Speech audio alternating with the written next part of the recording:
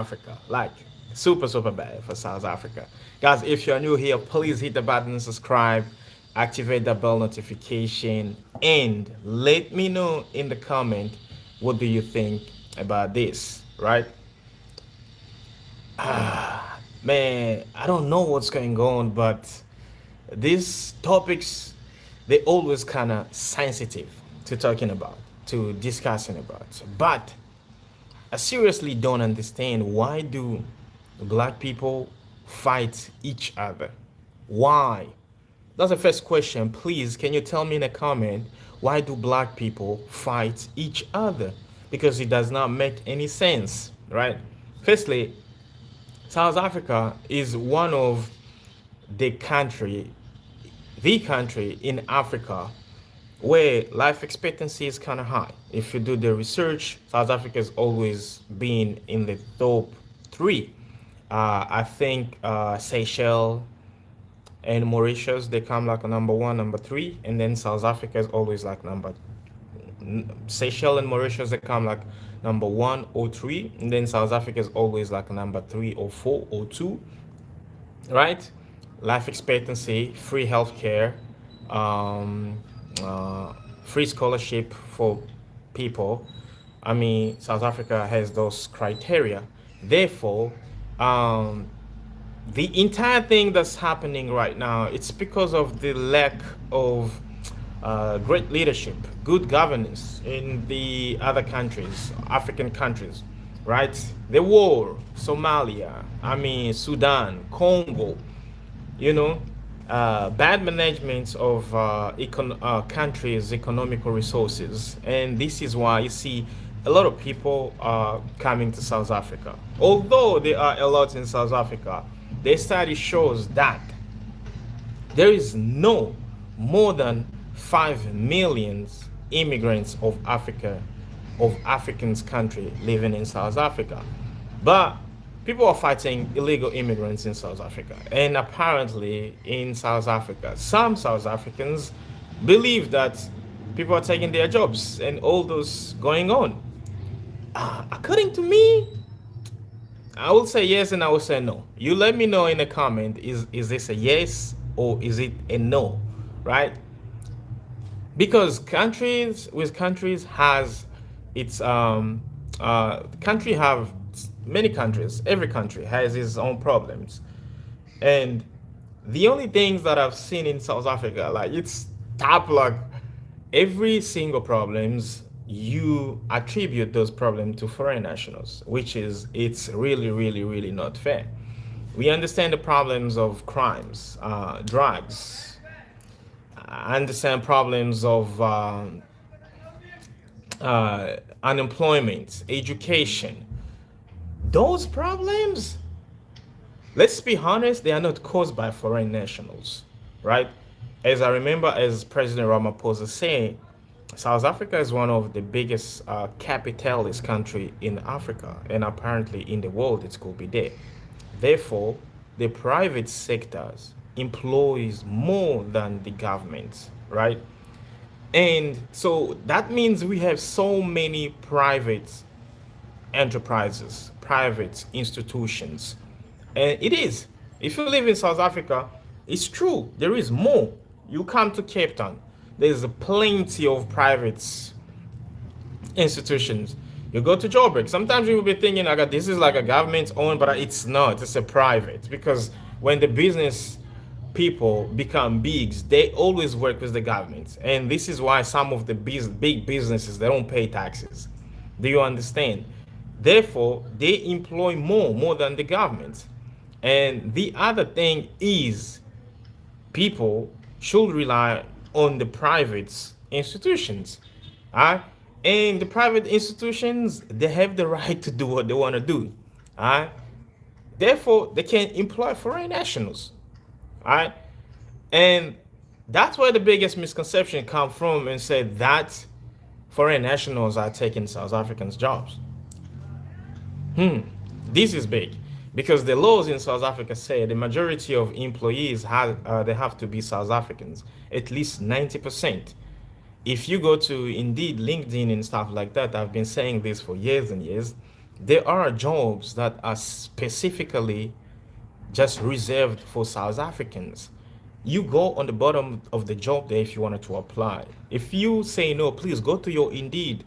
Try to apply at least to 10 jobs. You will see some of the jobs there, the criterias, they will tell you you have to be South Africans. Not literally like that, but they will say you need to have one of the criteria is to have a South African's ID, identity document, or South African's permanent residence. If you are a resident of South African, shown by your permanent resident, therefore you can apply to be part of that job.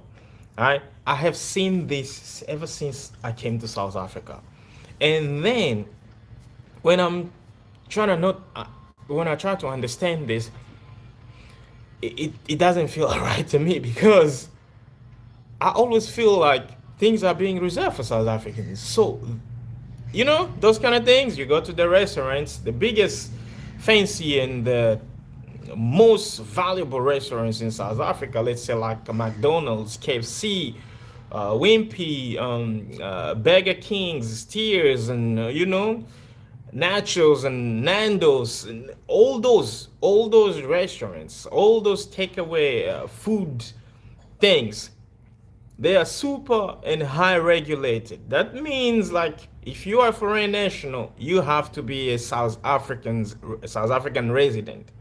Do you understand? And for me, what I've always said is there is enormous lack of education. Most of the video, if you scroll down like on my channel, like most of the video, I always say that the the 64% of youth unemployment in South Africa is actually categorized by age, right? And then the age start from, I have the stats in my head because I read this article so many times, right? The age is from 15 years old up to 24 years old, right? You can understand Gen Z, right? And the cause of that is education. Education is the biggest cause of unemployment in South Africa because those people that have their matrics, they tend to have jobs like in retail, in hospitality, right? And things like that. So if you are not educated in South Africa, it's a bit tough for you to get a job. Really, really, really, really, really tough, right? So I've always advised people, although people saying like education is not gonna make you rich, it's a lie, right? It's a lie. It's a false accusations. You accuse education in a wrong way because education will help you to get to where you want to be, right? You need to have at least a basic sort of education, TAPA, you know? So if you're South African watching this, trying to educate yourself. I always advise people upskills yourself, like things like that. There is so many things that you can do. Does not only apply in South Africa, but every African out there. Like you from Malawi, you from Zimbabwe, you from Congo, Namibia, you from Nigeria, you from Ethiopia, Somalia, Sudan, Egypt, Morocco, Eritrea, Senegal, Mali, trying to do something to develop yourself.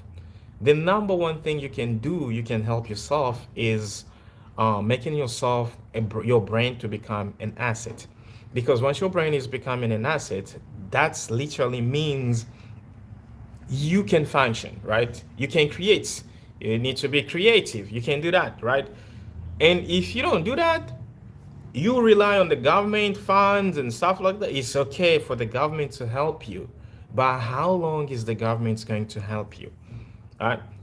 Sometimes I feel like people who rely too much on government, they really don't have any entrepreneurship skills, right? Entrepreneurial skills. Let me say it in French to sound better, because you want the government to do a lot of things for you, all right? And I've repeated this before. South Africa is one of the hell of a country in Africa where they give a lot of things for free. And the person who reminded this is one of my brother from Durban. He said that South Africa is one of the countries that gives free houses to its people, the RDP houses. If you go to Congo, you're not gonna get a free house. If you go to Tanzania, you're not gonna get a free house. South Africa will give you a free house, right? So this could be very, very bad because some of the countries in Africa decided to pull out, which is, I don't like that. Like, I seriously don't like that. Why would you do the same thing? Right? In the Bible, Jesus said that if somebody is slapping you this side, give him another cheek so he can slap you, right? And then while the time is going by, he will literally see that he was wrong, right? You cannot repay xenophobia by xenophobia. It's not. This is does not even apply to all South Africans, right? Because the bunch of the people that decide to revolt against illegal immigrants in South Africa, you will find out they don't have anything to contribute to the country. They don't have anything to contribute to the economy. You will find out so many. I don't want to use the bad word, but you will just find out so many they don't have time. People never use 90, like 50% of the people never used to work like day and night shift and day shift. It's really rare, really, really. They used to be, I don't know so much, but I'm sure it's really, really, really rare.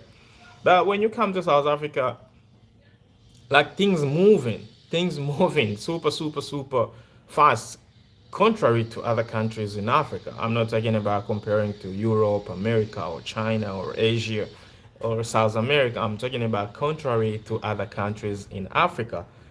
In South Africa, at least you can see something. It's gonna take long, but at least it's gonna move, right? The infrastructure is not where they wanna be, but at least there is infrastructures. When I'm talking about infrastructure, I don't see roads only.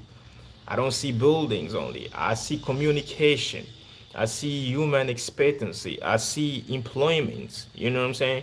I see urbanizations. That's what I'm talking about. Not just like roads and buildings. No, no, no, no. I see the fiber, the optic fibers. Like I see them, right? If you're trying to compare the price of fiber in South Africa and price of fiber maybe in another country in Africa, you literally say that it's more affordable in South Africa than another country in Africa. You see, therefore, the lady who orchestrated this March and March thing, herself, she used to date people from other countries, people from Nigeria. And apparently, they broke her heart so she can start discriminating. And I believe this is right. This is true, right? When things like that happening, you think like everybody from Nigeria is bad. You think like everybody from Ethiopia is bad. You think like everybody from Somalia is bad, but it's not really like that. It's not really like that. Not everybody from Ethiopia is bad. There is so many beautiful people, good people at heart, people from Ethiopia. Same applies as people from Nigeria. People accusing Nigerians of selling drugs in South Africa. And that's why I always say, like, if you look in deep, if you look in deeply, let me correct my word, you will find that those people are distributors. Because how does the drugs pass the OR Tambo International Airport? How does the cargoes of drugs came from Colombia, Vietnam, Thailand, Brazil, Mexico, Chile, and come to South Africa? I mean, people, we are so entitled to level up some concern because we see the top, we see the peak, but we don't want to dig to the bottom. And if you try to understand, if you dig to the bottom, you will find out that these are not Nigerians that are bringing drugs to South Africa. There are some drugs cartels, drug lords, right? And those people, they collaborate with the government, and then now there will come this small dude from Nigeria because he's a distributor who's flexing in park lanes with drugs money and shit like that. and be like as a boss, and people see the image, but they don't know the people behind them.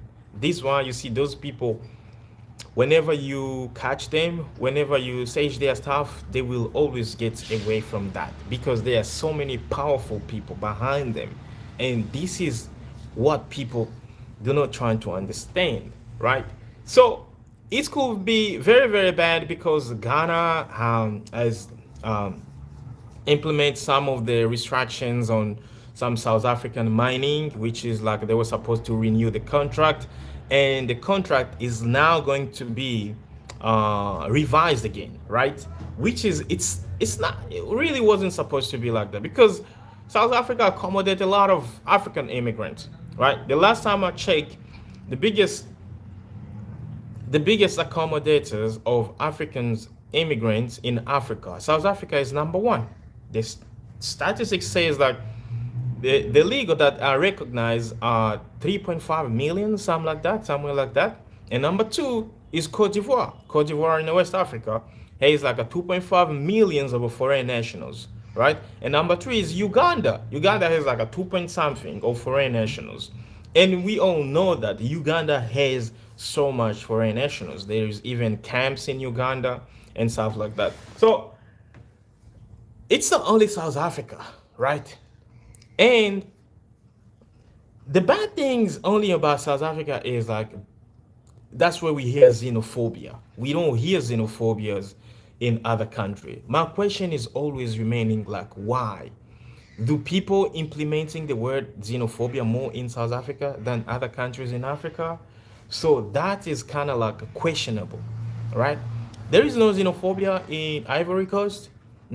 As a French-speaking dude, I will tell you, like when we grew up, we used to have to see people from foreign countries, but in my age, we've never really like trying to go and distinguish ourselves from them, things like that. We always used to try not to approach people from other countries so we can learn from them. You know what I'm saying? I think we lost that kind of thing. Nowadays, if we see someone is from Burkina Faso, we don't give a damn about him. You know what I'm saying? I think I think we have this type of prejudice that's making us believe that we are superior from other people just because other people they are refugees in our countries, and we think like we are better than them. I I think this is the misconceptions about we see in Africa. When you start trying to study some countries like in Africa, let me say, for example, a country like Madagascar, a country like Djibouti, a country like Eritrea, a country like Gambia, a country, I'm a Chad, small country, right? A country was like Sao Tome and Principe. When we trying to see people from there, because of how the country has been represented outside of its own, we try to label the people in a certain way. All right. Please, if you're watching this, please, I see you watching. Please give me a like, share this to your story, especially WhatsApp story. It's going to help a lot of people. Okay. So we tend to really like uh, judge those people based of their country's merit, and that's super wrong, right? Not every person in South Africa is xenophobic. Nope, that's a huge misconception. Not every person from Burkina Faso uh, has that knowledge of teaching us something so we can learn from them. Not everybody from Madagascar is dumb or is stupid. Not everybody from Sao Tome and Principe cannot teach us something. You see? So these misconceptions, I believe that are the one that are bringing xenophobia. The moment in South Africa, people already see a bunch of Africans, immigrants are coming to South Africa. They run away from their country, especially for hunger. Like people from Zimbabwe, it's because the economy is not really doing good. People, there is no war, but the economy is just collapsed long time ago. People from Malawi, there is no war. There is kind of like some tribal war, but it's not really like the war that's going on in Congo, the war that's going on in Somalia. the war that's going on in Sudan, right? That's like it's a global concern. But in Malawi, there is hunger issue, you know. And when you see somebody from Malawi, you're trying to look down on them, and that's what is creating xenophobia. We shouldn't be like that. We should be like human beings. We should be like the Ubuntu thing, like Ubuntu. We are like a Bantu, man. Right? Bantu things. Now, look at what happened to Mozambique like 2 to 3 days ago. Mozambique actually had the audacity of blocking 5,000 South African trucks from entering its territory.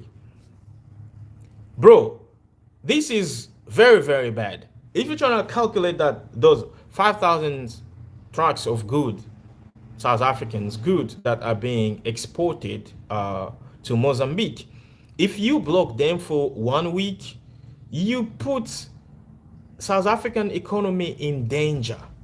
Really, really, really in danger. And that's really bad. So if it continue about 2 weeks, that's going to be like blocking a Strait of Hormuz. And if another country say like, yeah, I'm gonna follow Mozambique, what they did, I'm also gonna block this canal. I'm also gonna block these ways. I'm also gonna block this road to South Africa, right? So now South Africa is becoming isolated, right? Just because of what's happening in the country, right? I'm sure many stupid people keep on saying, yeah, that's fine, Abahambe, shit like that. But if it's happening like that, I'm telling you, the companies that South Africa has outside of South Africa, just in Africa, they are massive. They are massive, right? The last time I was checking how many companies South Africa has in Ghana, and the list goes to over 20 company, South Africans company. Start from Woolworth, MTN, Vodacom, DSTV, multi-choice, going like the country is like has invested so much outside of South Africa.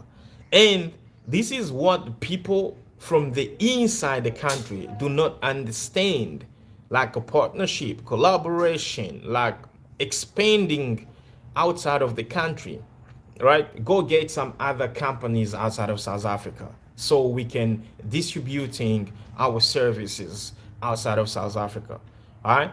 If the government could have started to tell its populations that, guys, you need to understand that most of the companies that are in South Africa, they are private company, they are private owned, and all those companies, they operate in Africa, not only in South Africa. Like MTN, for example, right? It's in Rwanda. If you go to Rwanda, you're gonna use MTN. If you go to Nigeria, you're gonna use MTN. If you go to Ghana, you're gonna use MTN, right? Vodacom is in Congo. If you go to Congo, and the Vodacom that is in Congo is actually owned by South Africans, right? So people do not really know the meaning of having your companies outside of your country. And when people keep on talking about taking jobs, I think the government has to emphasize that. Like Malema said, 300 Ghanaian flee to Ghana. What is the 300 jobs that you got? I mean, that hits so bad, right? It's a punchline. Do you understand? Even if they were about to chasing foreign national right now, let's say like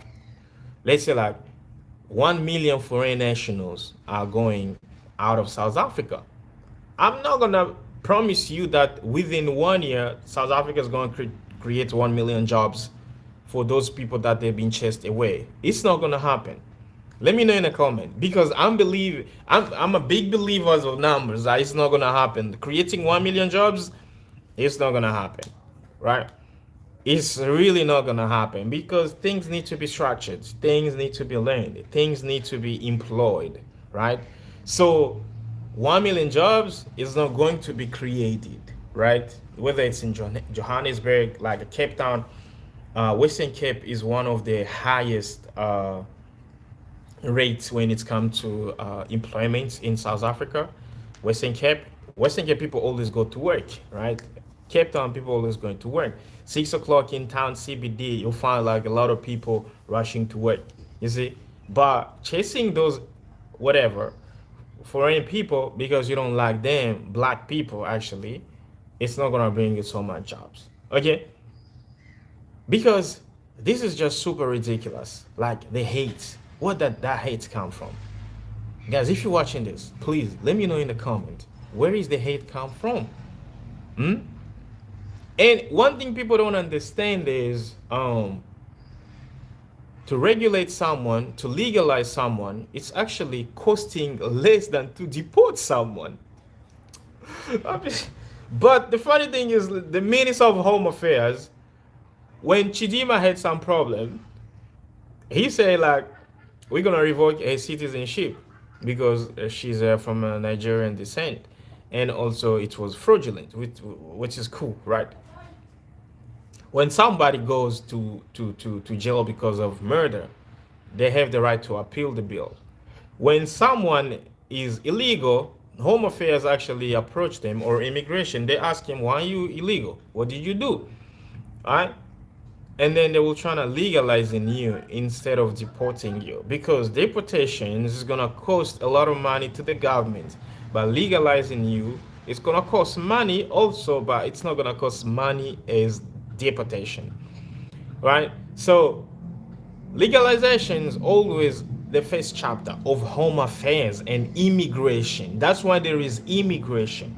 Is because immigrare, it's Latin, which is means like somebody has to integrate. Yeah, somebody has to integrate another society. All right, and that's why it is there. But because of the influence of people, social media, now people tend to not respecting the immigration anymore, and the immigration is being corrupt so badly until they taking so much money from foreign nationals. It's not working correctly as it's supposed to work anymore. That's the biggest problem that South African is facing. You can wonder why South Africa's to get documentation is super hard in South Africa. Why is so hard? The president of Botswana, that like a week ago, he was saying if you overstay in Botswana for one day, they will charge you this amount of money. If you overstay for 2 days, they're gonna charge you this amount of money. If you overstay for 2 weeks, they will charge you this amount of money, right? But in South Africa, it's a super different story. If you overstay for 3 months, they might be blocking you. Let me know in a comment why. Instead of taking money from people, you're rejecting money from people and you tell them don't come here anymore because you overstay. Tell me that psychology. Like, instead of making the government rich, you say you overstay in this country, you're not coming anymore, we're gonna ban you. Whereas when you go to Botswana, you overstay, you give money to the government, boom, they stamp your passport, they they're not blocking you, they're telling you you are continue. But watch out, if you overstay again, you might be paying another fine. So what is that in South Africa? Like, why do you block people? I know actually somebody who got blocked just because of overstaying, right? Oh, you didn't follow the rules. Damn it. It's better to pay fines, guys. It's really better to pay fines. All right? So South Africa could face big things, and if they face big things, it's not going to help it. Let's call for union. Let's call for unity. Let's call for freedom, right? The taxi drivers now are starting to fighting with other people because apparently some people are being afraid. The 30th of June, it's going to be chaos. I mean, people are already being promised that they mustn't be going outside of their houses. It's gonna be a total shutdown, like a national shutdown. It's gonna be a disaster. If you are a foreign national, whether you are legal or illegal, things might be happening in South Africa. And the funny thing is, the news is already been spread out outside of South Africa. I see news on Al Jazeera every single time. Every single time I see news on Al Jazeera. And this, when they're gonna make it to BBC, CNN, all those big cable news nations, the human rights is going to wake up. Once the human rights is going to wake up, the ban is going to be bad, which is we don't want to go through those things. All right? FIFA is gonna bring up the sanctions. CAF is gonna bring up the sanctions. Like, I don't get it. Why do we have to go through those type of sanctions just because of bunch of small people, like let's say 100 people organize themselves and they revolt against something that they think it's not right, instead of letting the government do what they know how to do? Guys, it's very pathetic, but we don't want to go to this. Let's keep praying God. Let's keep praying God for protecting Africa, for protecting South Africa, for protecting refugees and illegal or legal people wherever they are. All right. Albert Einstein was a son of refugee, right? Mark Zuckerberg is a son of immigrants. Elon Musk is immigrant. Larry Ellison is the son of immigrant. Steve Jobs, son of immigrant. You know, all those biggest names you see in the world, and they are the biggest successful people in the world, they are either sons of foreign national or foreign national, right? Name me one. I will be waiting. From the number one billionaire up to top 10 billionaires, I think like 8 of them, they're either foreign national or the sons of foreign national. This debate has been going on and on and on and on, and it's never reached its peaks because the drive is kind of different. And you don't have to hate somebody because they come from another place that you don't belong. At least try to learn from how they do things so you can also take that generalization and start to use it for your own benefit. All right. There is a lot of things to talking on. There is a lot of things to talking about these guys. But let me know in the comment, what do you say? Where are you watching us from? And please don't forget to like this. Please don't forget to like this. Don't forget to share this. Don't forget to drop your opinion in a comment, because it's going to help us a lot. Let's call for Ubuntu. Let's call for unity. Let's call for one Africa for all. You know, I will be so glad also for Africans' country to fix their country. Please, African leaders, this is the time that you should not just repatriating your people from South Africa, but at least creating the infrastructure that is gonna work for everybody in the country. I know you're not gonna build everything in one in 1 month or in whatever, but at least you can do something so things can be working. Things can be working in your countries, right? So guys, please be advised that African leaders should do something. All right, they should do something. If you are Congolese there, tell your governments, use your voice. If you are Nigerian, use your voice to tell Tinubu to do some stuff. If you are from Zimbabwe, do things, you know what I'm saying? So people can know that South Africa is actually accommodating a lot of people, right? It's accommodating a lot of people. Nigeria, I mean, like, you know, it is what it is. It is what it is. All right, guys. I'm gonna hang out. Please hit the button, subscribe, activate the bell notification so I can see you on the next video, guys. And let me know in the comment, what do you say? All right. Ciao, ciao. Stay blessed.